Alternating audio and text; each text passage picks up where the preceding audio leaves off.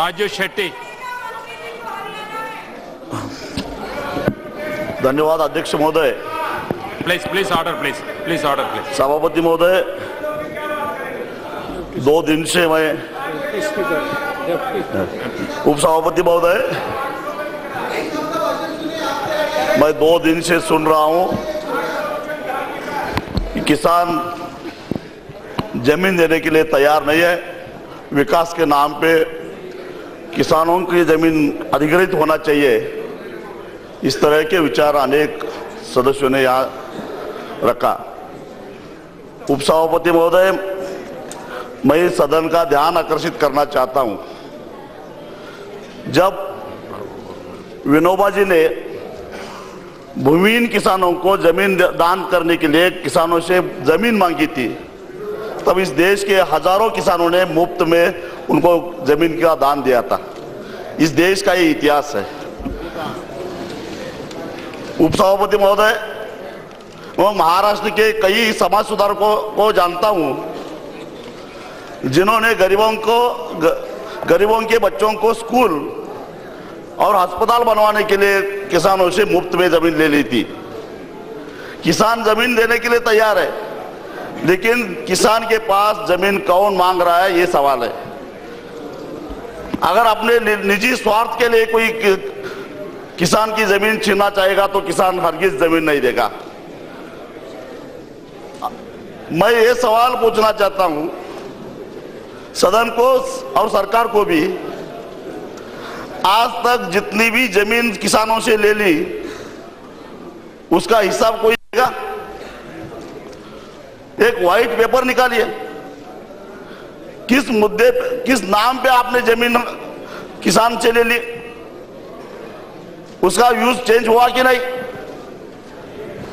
उस जमीन का क्या हुआ?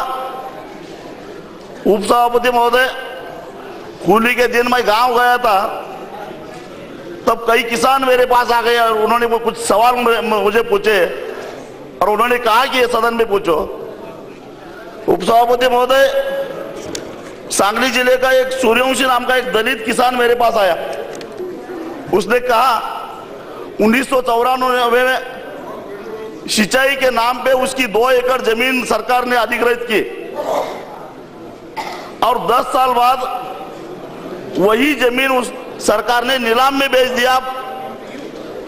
उसको पैसे दिए 65,000 और 10 साल के बाद वही जमीन सरकार ने बेच दी 32 लाख रुपए को। जिस छत्रपति शिवाजी महाराज का नाम लेकर महाराष्ट्र में भारतीय जनता पक्ष सत्ता में आई है, शिवाजी महाराज ने पुणे में सोने का हल हाथ में लेकर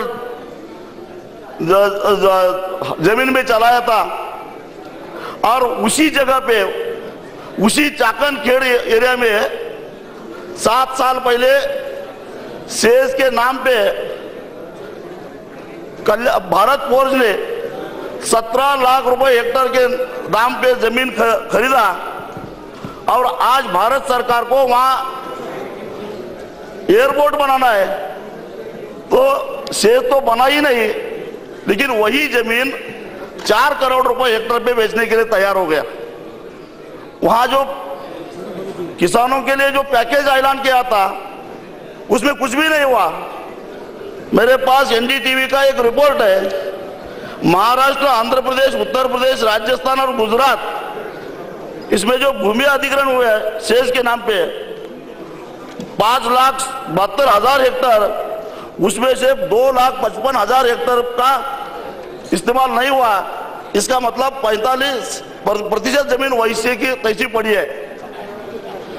किसानों की जमीन जब अधिग्रहित होती है तब सालों साल उसको मुआवजे के लिए दफ्तर के चक्कर काटना पड़ता है, अफसरों को रिश्वत देना पड़ता है, फिर भी पैसा नहीं मिलता। और इसी तरह से अगर उसके साथ विश्वासघात होता है तो किसान जमीन क्यों देगा? कोई सवाल पूछ रहा है कि अगर भूमि अधिग्रहण नहीं होगी तो सिंचाई के प्रोजेक्ट कैसे होंगे? मैं कहता हूं कि सिंचाई का प्रोजेक्ट करना है तो उसमें किसानों को हिस्सा रखो। बीओटी के तहत आप सड़क बना रहे हैं, किसी निजी कंपनी को सड़क बनाने के लिए टेंडर दे रहे हो, उसको टोल वसूल करने के लिए परमिशन दे रहे हो, उस टोल में किसानों को हिस्सा रखो। किसान जमीन सड़क के लिए देगा, लेकिन विकास के नाम पे अगर हमारे किसानों की जमीन छीनने की कोशिश होगी, सरकार दलाल नहीं है, सरकार सबकी है। और मैं सदन को और खास करके सरकार का ध्यान आकर्षित करना चाहता हूं, ये सरकार जब चुनाव में, सरकार के नेता जब चुनाव लड़ रहे थे, तब उन्होंने वादा किया था लागत मूल्य से 50% का मुआवजा लेकर हम समर्थन मूल्य देंगे, वो तो दिया नहीं।